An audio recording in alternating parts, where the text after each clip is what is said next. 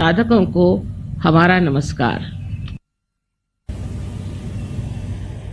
हम अंदर से न जाने कुछ खोजते रहते हैं।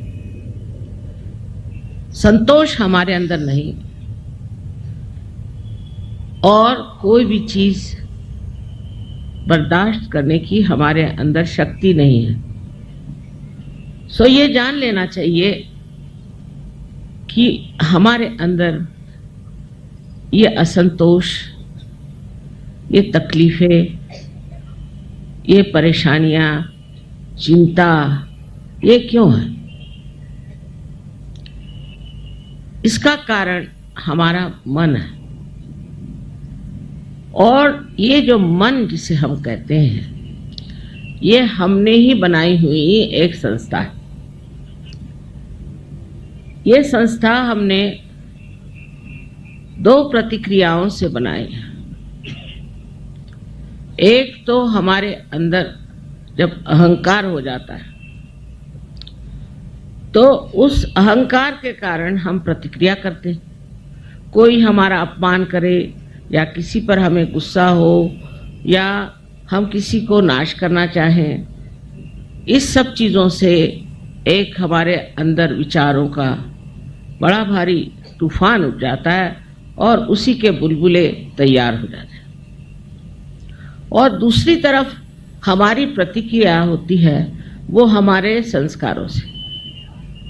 सुसंस्कार कम है, कुसंस्कार ज्यादा। उन संस्कारों के कारण भी हमारे अंदर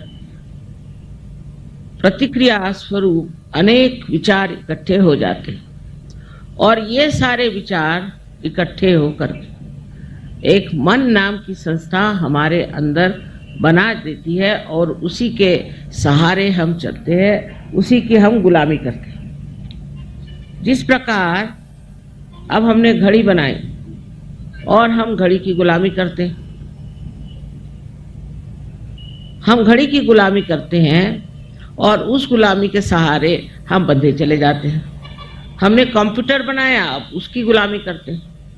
इसी प्रकार हमने ये मन बनाया है और इसी की हम गुलामी करते हैं। अब इस गुलामी में हम समझ नहीं पाते कि जो असलियत है, जो वास्तविकता है, जो रियलिटी है, उससे हम दूर रह जाते हैं।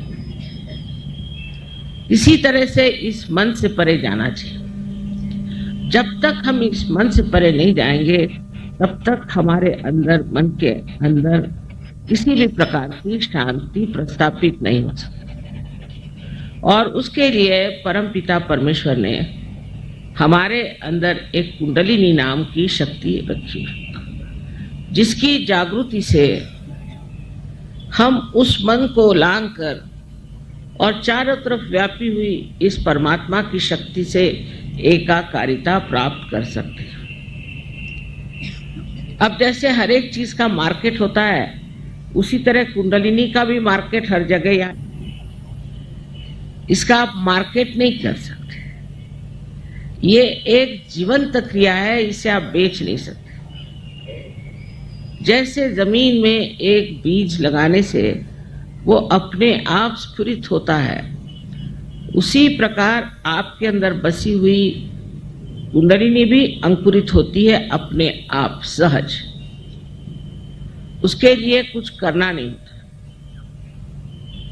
उसके लिए पैसा तो छोड़िए, कोई व्यर्थ का सायास भी नहीं करना पड़ता। घर छोड़ो, संन्यास लो, फलाना करो, ठिकाना करो, तपस्या करो आदि कोई चीज करने की जरूरत नहीं, क्योंकि इस कलयुग में किसी के पास इतना समय भी नहीं। और दूसरी बात यह है कि ये सब चीज आप कर चुके पिछले जन्म में, अब इस जन्म में आपको पाने का, और ये पाने के लिए आप यहाँ आए हैं और ये पाना बहुत ही सहज और सुलभ है।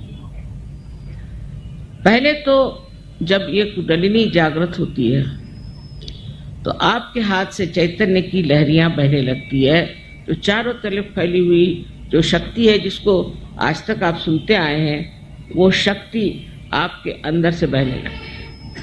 और आपको ये महसूस होती है, आपको प्रतीत होता है कि ये कुंडलिनी की शक्ति जागृत हो गई है और हमारे हाथ से बह रही।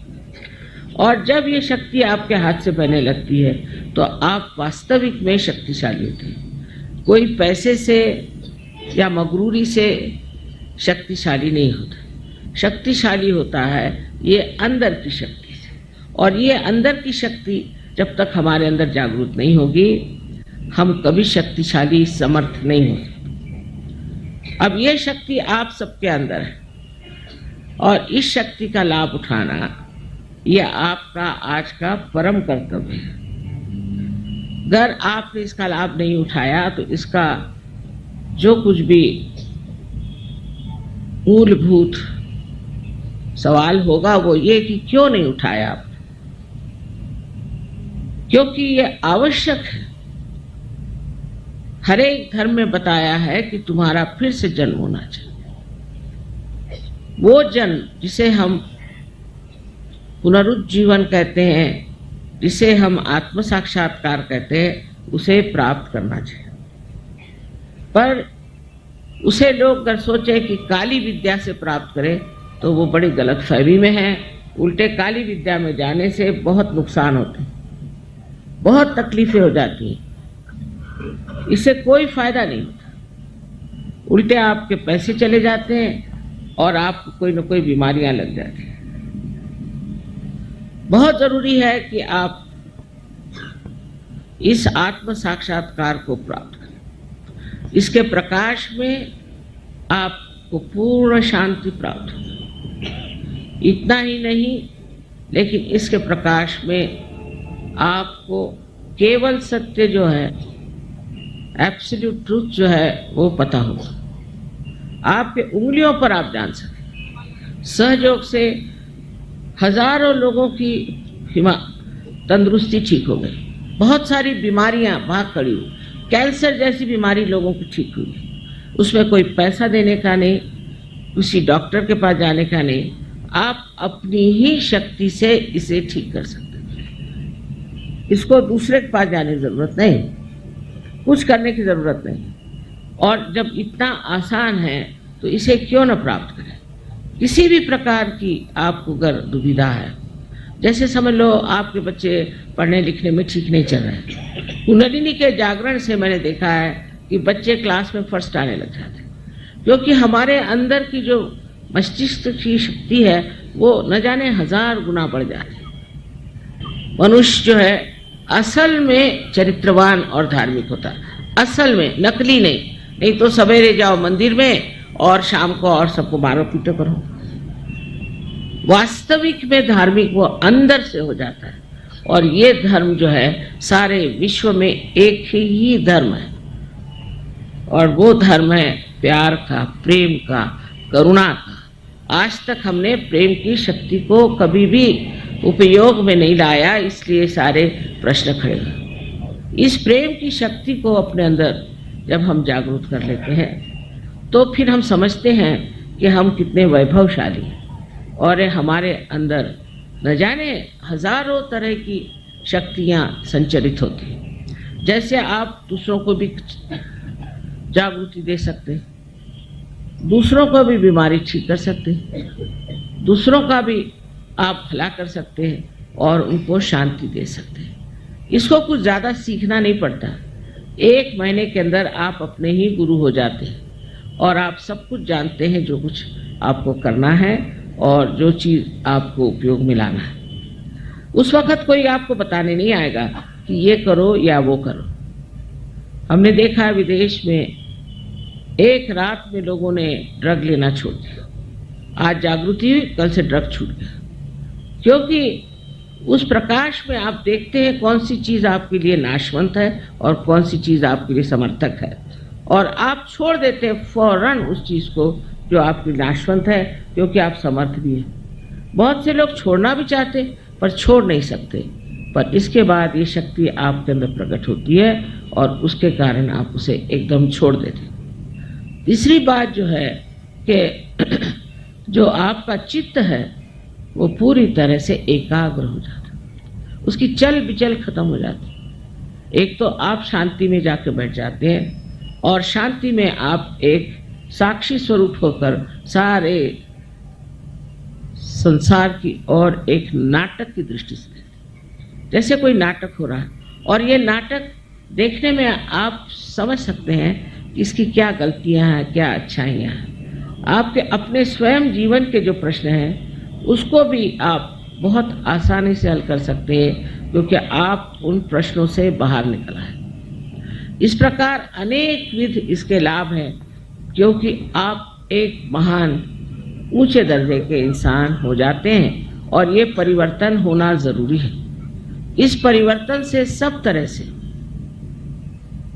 हमारी समस्याएं दूर होती हैं। बहुतों को तो संसार में आर्थिक समस्या बहुत है, आर्थिक समस्या के मारे परेशान है। जिनकी आर्थिक दशा ठीक है वो भी परेशान है, जिनकी नहीं है वो भी परेशान। इसका कारण ये है कि आर्थिक व्यवस्था का जो स्रोत है वो हमारे अंदर लक्ष्मी का स्थान है, उसकी एक अपनी व्यवस्था है। वो लक्ष्मी का जब चक्र जागृत होता है और स्वच्छ हो जाता है और पूरी तरह से प्लावित होता है कुंडलिनी से, तो आपको लक्ष्मी का भी प्रसाद बहुत मिलता है। अनेक तरह के इस तरह के जो कार्य हैं अलग अलग चक्रों पे कार्य करते हैं और उस चक्रों पे वो आपको पूरी तरह से एक संपूर्ण व्यक्तित्व दे देते हैं। इस चीज को देखते हुए आपको समझ लेना चाहिए कि ये मौका कितना पवित्रपूर्ण है और कितना इसमें महत्व है कि इस बार आपको आत्म साक्षात्कार लेने से चूकना नहीं चाहिए। सबसे पहली चीज़ है इसे प्राप्त करें और इसे प्राप्त करके आपको जो लाभ होगा वो अनेक होगा। आपका चित्त स्वयं जहाँ जाएगा वहीं कार्यान्वित होगा। बड़े आश्चर्य की बात है कि लोगों को विश्वास ही नहीं होता, उनको अपने ही ऊपर विश्वास नहीं कि हम ये सब कर सकते हैं। अगर अपने ऊपर जरा सा भी विश्वास हो तो ये कार्य पूर्णतया हो सकता है। सबसे तो बड़ी बात यह है कि आपको किसी भी चीज़ की थकान नहीं होती, आपकी उम्र जो है जैसे कि वैसे ठहर जाती और कितना भी कार्य करो तो भी ऐसा लगता नहीं कि आपने बड़ा काम किया, आपने बड़ी मेहनत करी। और बड़ा आश्चर्य लगता है कि कैसे प्रसाद रूपेण हर तरह के प्रसाद आपको मिलते हैं। ये सब चीज़ें अनुभव करने के हैं, पर इसके लिए लोग चाहिए विशेष। ये इसको कहते हैं, मराठी में हमारे कहते हैं पाहिजे जातीचे, उसकी जात होनी चाहिए। इससे ब्राह्मण मुसलमान हिंदू से कुछ नहीं होता, शूद्र से कुछ नहीं होता। अंदर से जिस आदमी में ये जात होगी, जिसमें ये समझ होगी, ताकत होगी, वही इसे संभाल पाता है और इसमें उतरता है। पर हमने तो देखा कि सर्वसाधारण लोग भी सहयोग में उतर जाते हैं। देहातों में भी सहयोग बहुत फैल गया है, हर जगह फैल गया है। हिंदुस्तान में तो बहुत है, पर कहीं अधिक आप देखिए रशिया में, ऑस्ट्रिया में, हर जगह सहयोग फैल गया। तो इस प्रकार आप लोगों को भी इसे प्राप्त करना चाहिए। इसके लिए आपको पैसा वैसा कुछ देने का नहीं, क्योंकि ये जीवंत क्रिया है आपकी क्रांति के। आज आप इंसान बने, इंसान से आपको अब आत्मा स्वरूप होना है। यही सत्य है कि आप ये शरीर, मन, अहंकार, भावनाएं आदि उपाधि नहीं, किंतु आप साक्षात शुद्ध स्वरूप आत्मा है। उस आत्मा स्वरूप में आपको उतरना है। और दूसरा सत्य है कि चारों तरफ फैली हुई ये परमात्मा की प्रेम शक्ति हमारे लिए लालायित है कि हमारी कुंडलिनी जागृत हो और हमारी एकाकारिता उस